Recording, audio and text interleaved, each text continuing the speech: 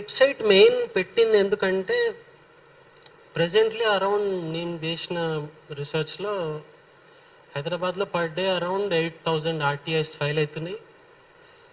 అందులో 50% రిజెక్ట్ అవుతుంది ఇమీడియట్లీ. ఏదో రీజన్, పబ్లిక్ ఇంట్రెస్ట్ లేదనో, లేకుంటే క్వశ్చన్ సరిగ్గా అడగలేదనో, వేగ్ క్వశ్చన్స్ అను.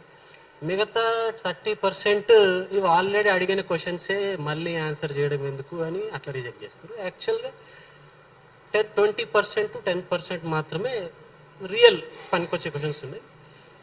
ప్లస్ ఈ డేటా అంతా వచ్చిన తర్వాత వేస్ట్ అయిపోతుంది. So as a software engineer నేను ఇట్లా డేటా వేస్ట్ అవుతుందో చూడలేక బేసిక్లీ వెబ్సైట్ చేసినాము.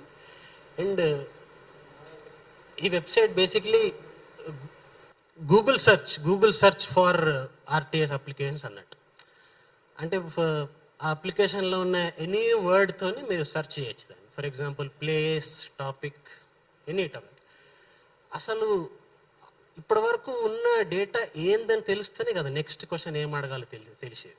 సో అదే మా ఎఫర్ట్. ప్లస్ యాక్చువల్ అసలు ప్రజల డబ్బు అంతా ఎక్కడ వెళ్తుంది అనేది ఆర్టీఐల ద్వారానే తెలుస్తుంది, వేరే మార్గం లేదు. సో అండ్ సెకండ్ ఏంటంటే అసలు ఆర్టీఐ యాక్టివిస్టులకి రికగ్నిషన్ అనేది లేదు.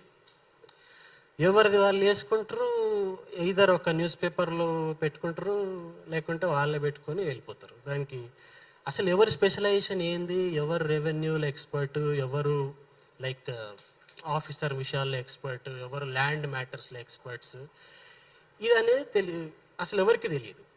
సో మేము అట్లీస్ట్ యాక్టివిస్టులకి ఇట్లా ప్రొఫైల్స్ క్రియేట్ చేస్తే వాళ్ళ అప్లోడ్స్ అన్నీ అప్లోడ్ చేస్తే ఎవరి స్పెషాలిటీ ఏంది, వేరే వాళ్ళు మిమ్మల్ని కాంటాక్ట్ అయ్యి మీకు కూడా ఒక సోర్స్ ఆఫ్ రెవెన్యూ వస్తుందని ఇది ఒక ఎఫర్ట్. ప్లస్ ఇంకోటి ఏంటంటే ఈ వెబ్సైట్ వల్ల ఇప్పుడే ఎందుకు పాసిబుల్ అంటే ప్రీవియస్లీ ఏఐ లేకుండే. ఏఐ లేనప్పుడు ఒక మనిషి ఒక రోజులో 100 డాక్యుమెంట్స్ కంటే ఎక్కువ చదవలేడు.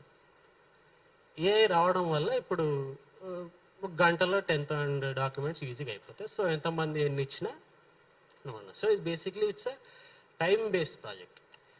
ఆర్టీఐ యాక్ట్ ఎప్పుడో వచ్చినా దాని యాక్చువల్ ఏం క్వశ్చన్లు ఆల్రెడీ ఉన్నాయి, ఏం అడగాలని తెలిస్తేనే దాని రిజల్ట్ అనేది ఉంటుంది.